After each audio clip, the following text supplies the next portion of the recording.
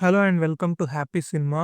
ఈరోజు విష్ణు విశాల్ తమ్ముడు నటించిన 'ఓహో ఎందన్ బేబీ' మూవీ యొక్క రివ్యూ అయితే చూద్దాం. ముందుగా ఈ సినిమా కథ చూసుకుంటే, అసిస్టెంట్ డైరెక్టర్‌గా పనిచేస్తున్న ఈ సినిమా యొక్క హీరో, అతని కంటే ఒక సంవత్సరం వయసులో పెద్దగా ఉన్న హీరోయిన్, వీళ్ళిద్దరి మధ్యలో ఒక పాయింట్‌లో ప్రేమ అయితే మొదలవుతుంది. సడెన్‌గా వీళ్ళ మధ్యలో ఒక ప్రాబ్లమ్ అయితే రైజ్ అవుతుంది. ఈ ప్రాబ్లమ్‌ని వీళ్ళు సాల్వ్ చేశారో లేదో, చేసుకొని లాస్ట్‌కి ఒకటిగా చేరారా లేదా అనేది ఈ సినిమా మొత్తం కథ. ఈ సినిమా చూస్తున్నప్పుడు మనకైతే ఒక ఆలోచన అయితే వస్తుంది. ఎక్కడో మనం ఈ సినిమానైతే చూసాం గదా! ఫస్ట్ హాఫ్ వరకు సేమ్ యాజ్ ఇట్ ఈజ్ ఉంది అని అనిపిస్తుంది మనకైతే. 'గౌతమ్ వాసుదేవ్ మీనన్' తీసిన 'వినయ్ తాండి బర్వా' అంటే తెలుగులో 'ఏం మాయ చేసావే' మూవీ లాంటి మూవీనే కదా ఇది. సేమ్ అదే ప్యాటర్న్‌లోనే ఉంటుంది ఫస్ట్ హాఫ్ వరకు. అదే స్క్రీన్ ప్లే‌లో కూడా ఉంటుంది. ఎందుకంటే స్టోరీ లైన్ చూసుకుంటే కూడా సిమిలర్ గానే ఉంటుంది. ఈ సినిమాలో పాజిటివ్ చూసుకుంటే, ఈ సినిమాకి పెద్ద బ్యాక్ బోన్‌గా నిలిచింది సినిమాటోగ్రఫీ. 'హరీష్ కన్నన్' ఎక్సలెంట్‌గా తన కెమెరా విజువల్స్ అయితే కొన్ని సీన్స్ అయితే చాలా ఈజీగా పిక్చరైజ్ చేశాడు. ఎందుకంటే కొన్ని సీన్‌లు అయితే రిచ్ అండ్ గ్రాండ్ కలర్‌ఫుల్‌గా ఉంటాయి.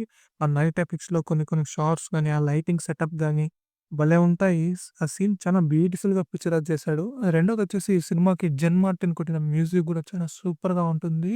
ఒకటి 'ఓహో ఎందం బేబీ' అనే ఒక సాంగ్ అయితే చాలా బ్యూటిఫుల్‌గా ఉంటుంది. ఆ సాంగ్ గాని, ఆ పిక్చరైజేషన్ గాని. ఇంకొకటి 'పెప్పీ నంబర్' ఒక సాంగ్ ఉంటది. Fast beat song. ఆ సాంగ్ కూడా థియేటర్‌లో వినడానికి సూపర్‌గా ఉంటుంది. ఇక బ్యాక్‌గ్రౌండ్ స్కోర్ చూసుకుంటే కొన్ని జగాలో అయితే చాలా బ్యూటిఫుల్‌గా కొట్టాడు. ఆ సీన్స్ భలే ఎలివేట్ అయింది. ఇంకొన్ని జగాలు నార్మల్‌గానే ఉంది. అక్కడ కూడా కొంచెం వర్క్ చేసిండొచ్చని నాకైతే ఫీల్ అయింది.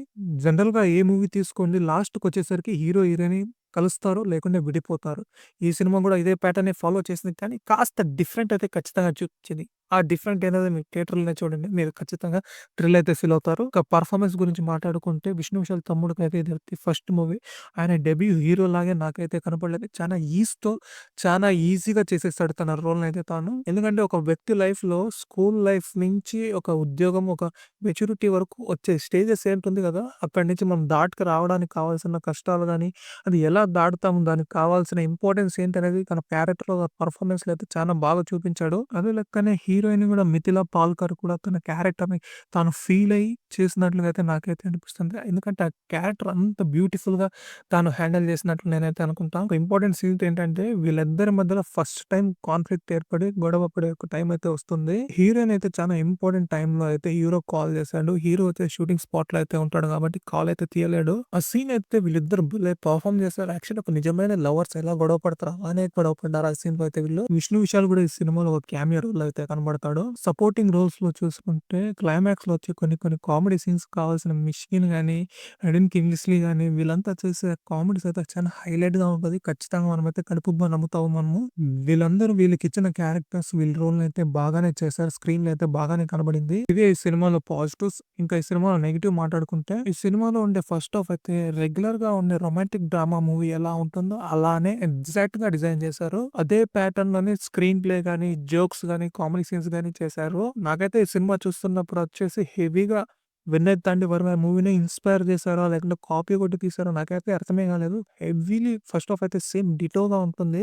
దాని వల్లనో ఏమో గాని ఫస్ట్ హాఫ్ అయితే నాకు చాలా బాగా నచ్చింది. నీట్‌గా కూడా ఉన్నింది. ఎటువంటి డిస్టర్బెన్స్ కూడా లేకుండా ఉండిద్ది. ఎందుకంటే కొత్తగాను, ఫ్రెష్‌గాను లేకున్నా గాని నాకైతే ఎంజాయ్ చేయగలిగాను నేనైతే ఫస్ట్ హాఫ్‌ని. ఇంటర్వల్ తర్వాత సెకండ్ హాఫ్ స్టార్ట్ అయ్యేప్పటి నుంచి క్లైమాక్స్ సీన్ ఎండ్ అయ్యేంత వరకు, అంటే క్లైమాక్స్ ముందర వరకు నాకైతే సినిమా చాలా డల్‌గా అనిపడింది. ఎందుకంటే అక్కడక్కడ మీకు కామెడీ సీన్స్ ఉన్నాయి గానీ, కథ ముందుకు వెళ్ళదు. ఆ సీన్స్ చాలా బోర్‌గా అయితే నేనైతే ఫీల్ అయ్యాను. క్లైమాక్స్ వచ్చేసి ఎక్సలెంట్‌గా ఉంటుంది. అది వేరే కథ. కానీ క్లైమాక్స్ ముందర వరకు చాలా డల్‌గానే ఉంటుంది. ఇంకొక పెద్ద మైనస్ ఏంటంటే, ఈ 2 క్యారెక్టర్స్ మధ్య ఎమోషనల్ బాండ్ అయితే మనకు అంతగా ఫీల్ అవ్వదు. ఎందుకంటే ఆ కనెక్షన్ కనబడదు. వీళ్ళిద్దరు విడిపోతున్నారని చెప్తున్నా గానీ, మనమైతే ఎమోషనల్ బాండ్ అనేది మనం ఫీల్ అవ్వలేకపోతాం. ఇదే పెద్ద మైనస్ అని నేను అనుకుంటా. ఎందుకంటే వీళ్ళిద్దరు విడిపోకూడదు. వీళ్ళిద్దరు కలవాలనే ఒక ఫీల్ అయితే మనకి రావాలి కదా! అలా అయితే రాలేకపోయింది నాకైతే. ఈ సినిమా డ్యూరేషన్ కూడా మంచి డ్యూరేషనే కాదు. 2 అవర్స్ 25 మినిట్స్ అయితే ఉంటుంది గానీ, నాకైతే లెంగ్తీగా అనిపించింది. ఎందుకంటే సెకండ్ హాఫ్‌లో కొన్ని సీన్స్ వల్లనే అనుకుంటా.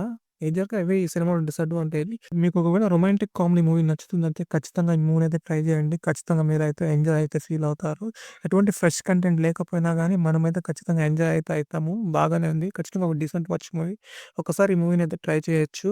సో, అడల్ట్ కంటెంట్ ఏమీ లేదు. But there is a 4 kisses 4 కిస్సులయితే సినిమాలో ఉంటుంది. అది కూడా లిప్ లాక్. సో, కాస్త ఫ్యామిలీతో అయితే అవాయిడ్ చేయండి. ఒకవేళ నా కంటెంట్ మీకు నచ్చితే ఈ వీడియోనైతే లైక్ చేయండి. నా ఛానెల్‌ని సబ్స్క్రైబ్ చేసుకొని ఈ వీడియోనైతే షేర్ చేయండి.